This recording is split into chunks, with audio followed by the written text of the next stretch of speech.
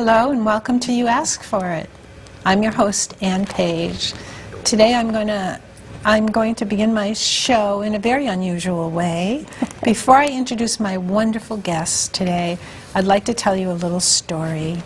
I had the honor and the privilege of interviewing Holocaust survivors for director Steven Spielberg, and I want to share a story about one of the survivors I interviewed because I'm going to segue it into my guest story today. I interviewed a woman named Esther.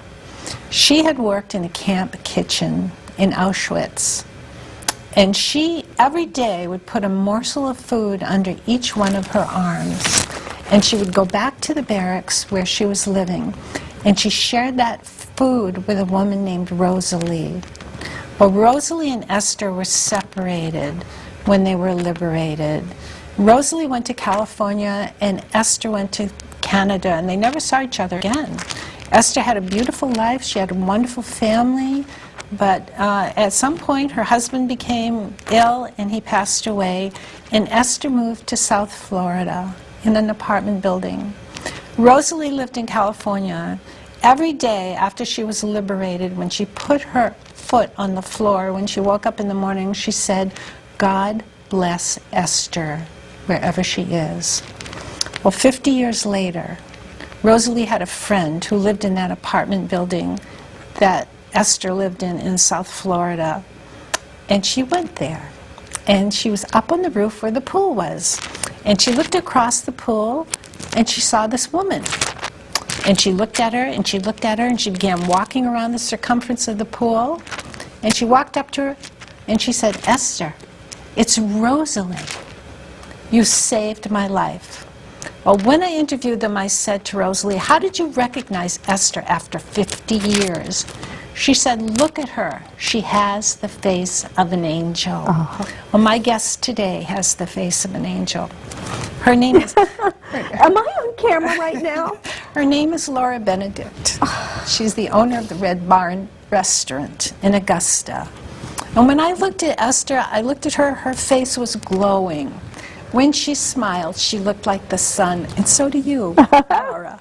Thank you for being my guest today. Thank you so much. It's such an honor and a privilege to have you here. We're both very weepy about it, right? Well, let me tell you why. Among the fact that I'm also very emotional, my grandmother's name was Esther. Oh, how interesting. And she came to Ellis Island, and she had a $50 bill under her sleeve, and the lady behind her started to cry because you needed $50 to get into America. And the lady says, "I don't have any money," and was afraid, and she would have been put back on the boat. So my grandmother, Esther, sent a 50 behind her, and she put herself in jeopardy of having been deported. That's incredible. And gave it to the lady behind her. And then who knows what happened, what would have happened if that lady hadn't gotten that $50, and how many lives that $50 saved. And I was always told, you have your rosy red cheeks of your grandmother Esther, who is fresh off the boat from Norway. That's incredible. And that's who you get your gift of giving from. I'm most like my grandmother and my mother. Yeah. You know, Laura, there have been so many interviews about you on YouTube and the internet, and there's so much out there about you. But you have told your story so many times about your individual personal journey, and I'm going to have to ask you to tell it again because it's so wonderful. How did you become the owner of the Red Barn restaurant? Well, we grew up in business. There are 10 of us, and my parents were in business. We've always worked hard. That's the number one thing that I think the biggest gift that my parents gave us was the hard work ethic. And so we've always been hard workers and in business for ourselves, but have really, really usually worked with our back and not our heads. And finding that balance is very difficult, and making money in business in Maine is very difficult. And if you have the world on your shoulders, it's very difficult. So when I get into the Red Barn, I work for my brother who opened it. So that's all I knew. And I knew that I wanted to be with people, and I knew that I wanted to be a success. An American success story, and it didn't obviously work out like that. Well, what happened? I went ahead and made some of the same mistakes and then some. about being in business and paying the IRS and paying the the state sales tax, and I got into trouble at age 18.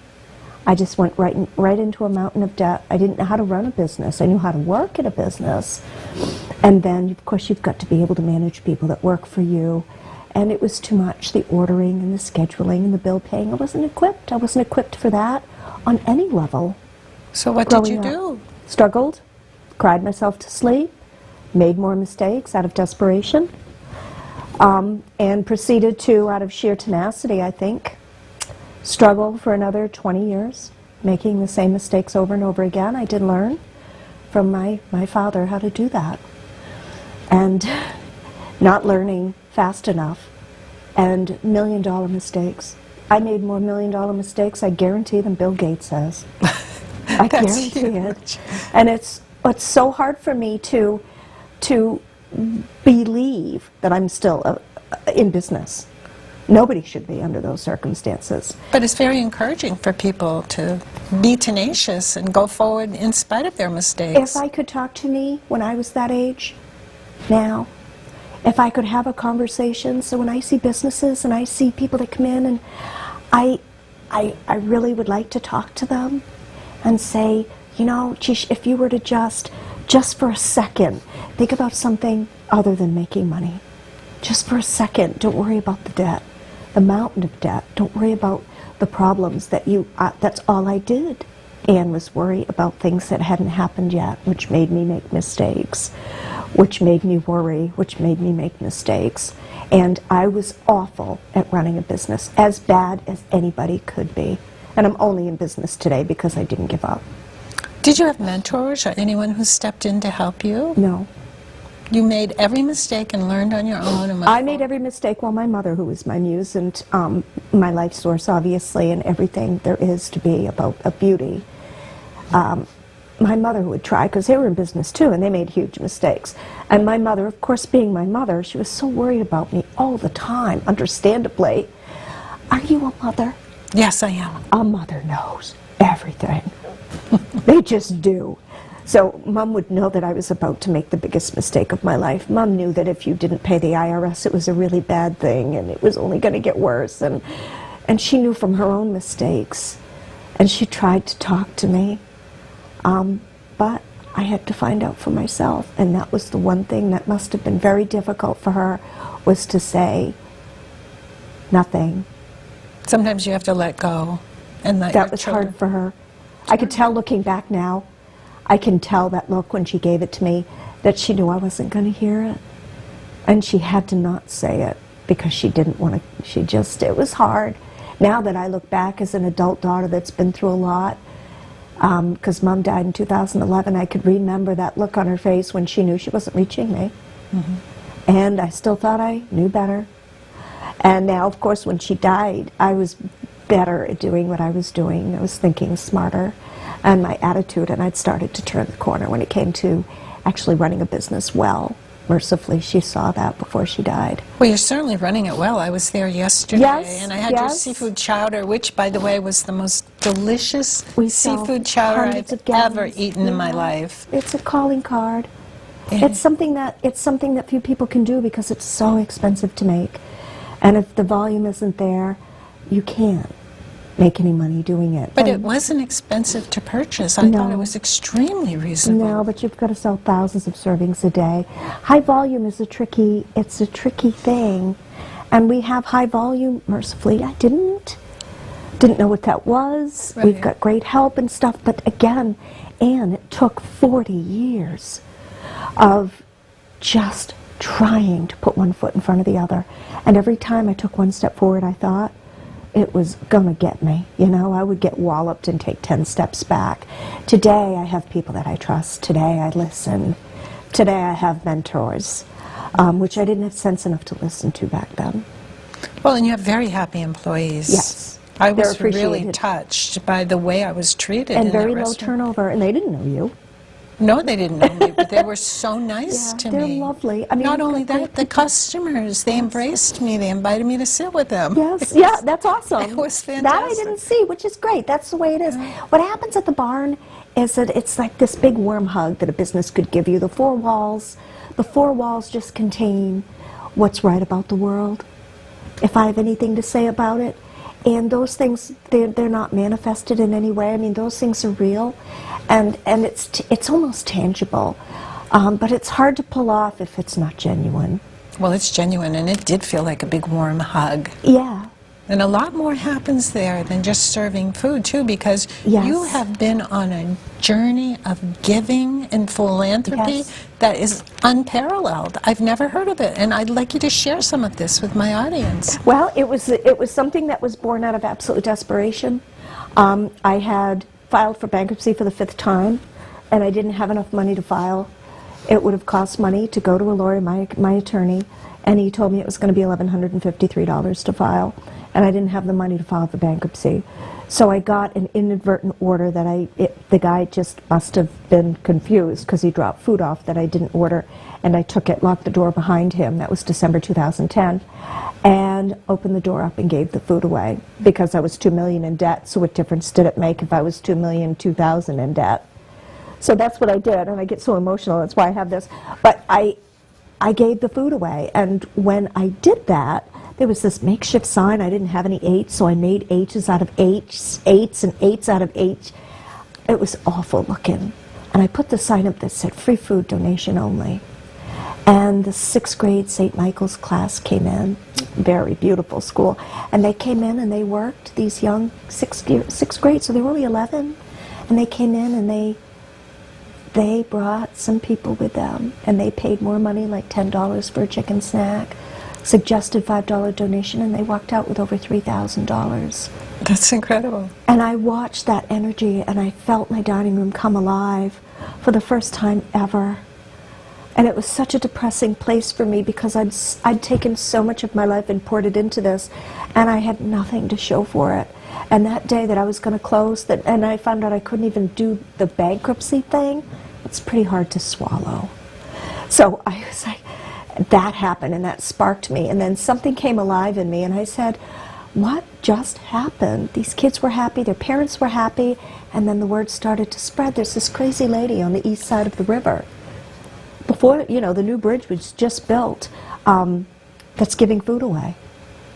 And it was a genius act in retrospect, but it wasn't something that I ever intended would work. It just happened.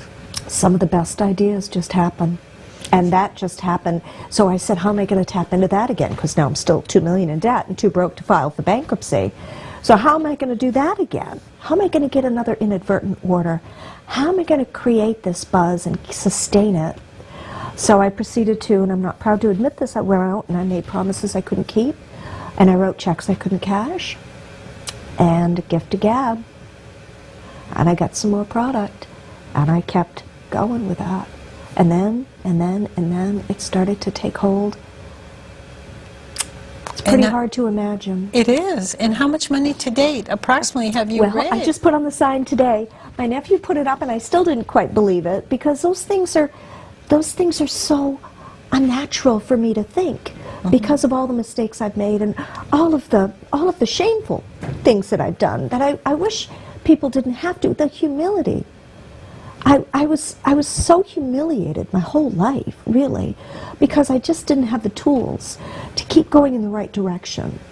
I'd get uncertain, if there's, and I'm only digressing a bit, because there's this negative sort of tape that'll play in your head. Absolutely. Of those things that you're not worthy and you don't deserve it. And I was doing that to myself. But of course, drinking and having bipolar and stuff I never knew I had, those things were they were tearing me up. So I couldn't stay focused. Right. And when I saw this 6th grade class, and I saw that the benefits worked, and I was still ravaged with my own demons, and still in debt, and still lost everything, I needed to find that one footing. And when I said to my nephew, can you put this on the sign just today? It said, the 2016-17 season, we raised over $500,000 from October. And again, I can't believe I'm even saying that out loud. So I pulled out of the driveway, because now the letters are pristine. Now I have commas. I'm not making H's out of 8s and vice versa. The letters are pristine, and it was so surreal. And it never won't be, because it's not supposed to be happening. So it's over $2.6 million, and I don't have any money. And then people say, can you articulate how that is? Well, in fact, we were having an anti-bullying campaign, which is one of my top 5 favorites. Mine too. Really, really, really good, because I can respond, I can appreciate. Me too.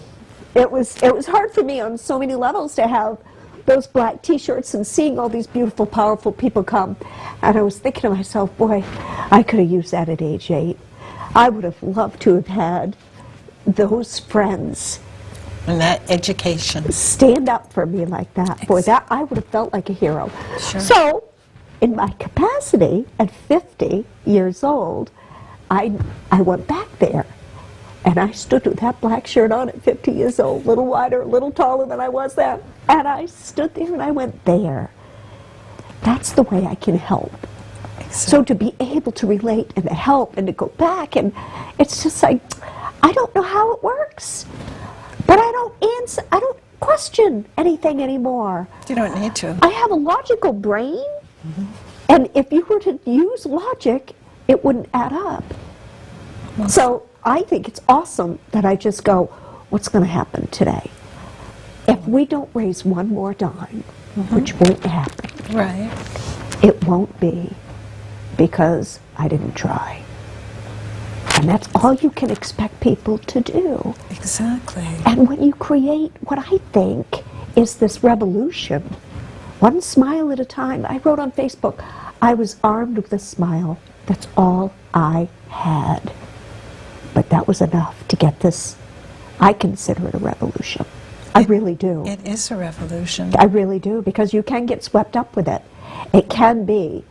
Goodness can take over and will be a force unlike anything you could ever imagine, from somebody that didn't believe in herself or that I was worth anything at all, to be at the center of that, or in some way precipitating that.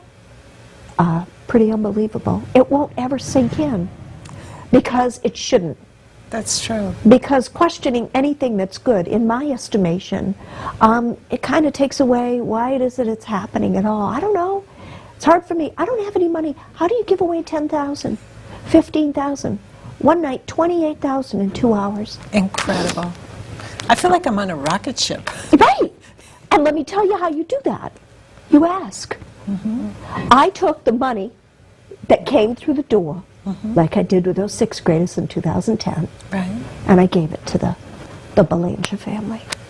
And the more you gave, the more that it just opened up like a floodgate, didn't it? People came in. Baby Ariana from Oakland, this would have been November 2015. That family was murdered in front of her. She's two, she's three at the time. $1 at a time, the entire city of Oakland. See, I went to school in Oakland. We grew up in Sydney. 2,400 maybe people in Oakland. Every single person came to that benefit. Incredible. And the donations were minuscule compared to some, $1, $2, $3. It's okay. And it was the most we've ever raised. Wow. Because there's the numbers, the sheer volume. And $1 you think won't make a difference. It does. But if you see the people that come to do that, 2 zip codes worth of cars. Incredible. And I watch it happen every time. And there's a lot of planning involved. Sure. And it is expensive, and there are variables you can't possibly know. But it works. It works. You know what else works? I was in your restaurant yesterday, and when I left, I picked up this little soldier. Yeah. And I want to know what this signifies and what is going on with all these veterans who happen to adore you. The veterans are the elderly and the veterans, the disadvantaged children, education, animals. Well, we have, since things started to take off, with the giving aspect, our mission statement encompasses the veterans, of course, and the elderly. I think, and the animals and stuff, but we have those projects that are spearheaded. My veterans are, and that's what I call them, They're mine. They're yours. They're mine. So my veterans, I go and I want to hear the stories, and I want to be able to revere the people that have put so much on the line. See, we don't have a lot of service members in our family, just a couple, and it's a big family. And I went out and I started to ask and really listen, not being burdened with my own inadequacies, not being burdened with my drinking, not being burdened with my mind that didn't make sense and wouldn't click. My mind wouldn't click. And I kept getting frustrated because my thoughts didn't make sense. And when I went out and sat with a veteran, and they told me about the Battle of the Bulge, and they told me how they felt at 17 years old, smoking like you never smoked before. Never smoked, but that's all they did. He said, when you've got a mountain of your buddies' bodies in front of you, and that's the only thing keeping you alive, and here, let me show you something. After 77 years, he pulls out a tear-stained letter he wrote to his mother saying how much he loved her, that mercifully never did get sent because he survived. And he's telling me about, you know what, miss, he says to me, and he points to his Battle of the Bulge. He's got an actual identification card that says Battle of the Bulge Survivor. He pointed to that card and he tapped it twice, and he says to me, his name is Norman Jervis, those were not good times. No. And I said, tell me about that, Norman. He said, some things his wife is 76 years, is looking at him. He's never told this to anybody. So you know what? I'm in debt. You know what? I owe the IRS. You know what? I got a drinking problem. But somehow I understood where he was coming from. And he knew I was listening. So he says, you really want to know about this stuff, don't you? I said, I really do, Norman. Can I come see you sometime? And I go to see him every week. And he's not the only one. You go to see a lot of people. Hundreds. And you bring food, I too. go, well, yeah, but I mean, I go out into the dining room because I have this, which I can't quite explain. I tried to talk to my therapist about it yesterday. What is this insatiable knowledge? The more I know, the more I want to know on such a good level. Because I'm ready now, after 52 years of wallowing, I'm ready to really listen to people and get into their pain with them and their triumphs and their glory days and understand what you did for us. Yes. There's not one way that I can ever understand what that feels like unless you really listen to the story.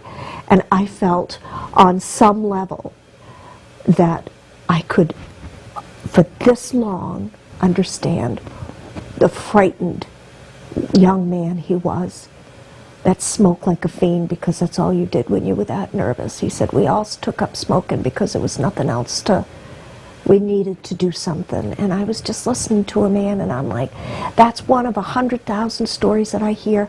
And I will go out and I'll say, I got it. It's like this a need of mine. My brother says to me, you got to go out and talk to this guy. Look at him, Laura. World War II, Iwo Jima, World War II, Korea. There's one man that was in, the one gentleman, and I tell you who it is, he was in World War II, Korea, and Vietnam. I'm like, how's that possible? You had to be so young in one and so old in another. Yes. And I had to get out and find out his story. Look at the sacrifice in that family. Look at the people that he hasn't told a lot to because he doesn't want to start because he'll never stop crying. And that is why you ask your customers in your restaurant to take a little soldier and His pray name for our is veterans. Alex. I got a box. I didn't understand what it was. A bag of these soldiers, right? They're like 99 cents a bag. Half of them don't even really stand. You know, like we used to play with when we were little. So I got this box and it says, take a soldier. Take a soldier home, and it says chalkboard, and it says, so what is this? It's from a little boy named Alex. He's 11 now, maybe 12. And he sent that to me, and I put those men in that box, and I put up this thing, and I said, I love that idea, and I put it on Facebook, the most likes I've ever gotten on Facebook. I'm going to 30, treasure 40,000. mine. If you have somebody, if you think of somebody, lady was marketing, you could just tell this woman came in. She had no business being in this restaurant, right? She had so many, I mean, she was just beautiful and dressed to the nines and stuff. I got drop ceilings, plasticware and stuff, you know what I'm saying? She comes in and she's got these dark glasses, and she says to me, when she was on the way out the door, she picked this up, if you don't mind, and she was going like this, and I walked up to her. I got an apron in my hand, dirty knees, rags in my hand. She was doing this with her finger, and she says to me, I said, I like that idea, don't you? And she says, I work at Bloomingdale's. I'm the master something something. She does all the purchasing and marketing. And she said, are you responsible for this? I said, no, his name is Alex.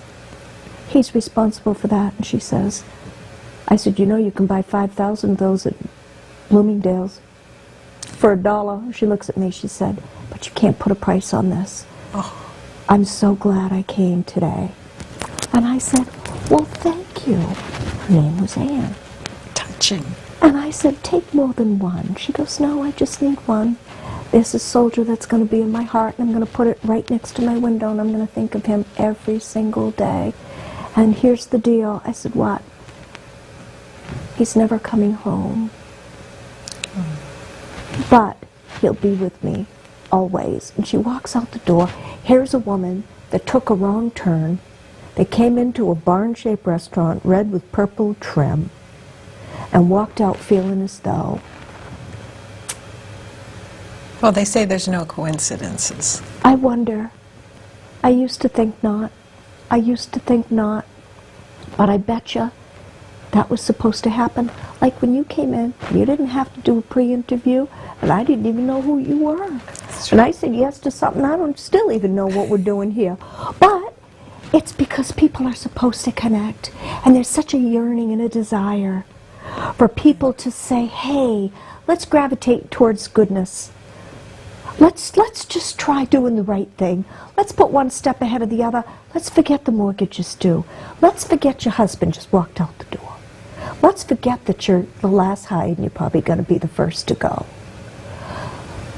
Let's forget for just 1 minute, and let's just walk in those 4 walls, and let's get treated like a beautiful human being and revered for who we really are, a paying customer. I give people what I would want. That's not really that difficult a concept. No. But I couldn't do it for so long. So when I see it not being done, I go, hey, well, you're you want to doing get it a cup now. of coffee? Right. You want to get a cup of coffee? Let's sit down. Because people are like me when I was doing all the wrong things. Some people just can't quite grasp. How do you give? One guy says to me, and he was perturbed, and he said, I can't just give away $20,000 a night. I'll be out of business. I said, but, you know, it's not really what's happening, though. People come and they give it to me, and the less you ask, the more they give. And the bigger the cause and the better it's promoted, and the more the word spreads, the bigger it becomes. And it is a process. And some are better than others. But the giving piece is what keeps these doors open. The giving piece. The giving piece. That's the piece that was ever elusive to me. Because I couldn't go to the CMP and go, look, I gave money away yesterday. That wouldn't pay my bills. No. But it does if people talk and feel like they can come back. And then the repeat customers, and then the people that tell people. Because there's no agenda. True. That's the part that I don't know where it comes from. My grandmother probably. Maybe. She didn't have to think twice about that $50 bill. To her, it was just knee-jerk. Granted, you're talking 80 years ago. That was a lot of money 80 years ago. That was a lot of money. That was her life savings. Yeah. But she didn't think twice. See, what's happening is, and this is what I can guarantee, is you shouldn't think too much. Don't dwell on it. And don't worry. Giving should be an instinct. Yes. And I wish I could convey that. But I think I do. Well, I think it's the premise your business model is built around now. Now. Now. And that's the part where it's something that mercifully I see a lot of businesses doing it now. I see a lot of businesses having benefits. And I feel like on some level that we can generate that slowly, and I see it happening, and every time I see a benefit on Facebook, anytime I see, and all kinds of businesses doing it, not just eateries, benefits all over, and I'm like, hallelujah, thank goodness, this is what we need. Listen,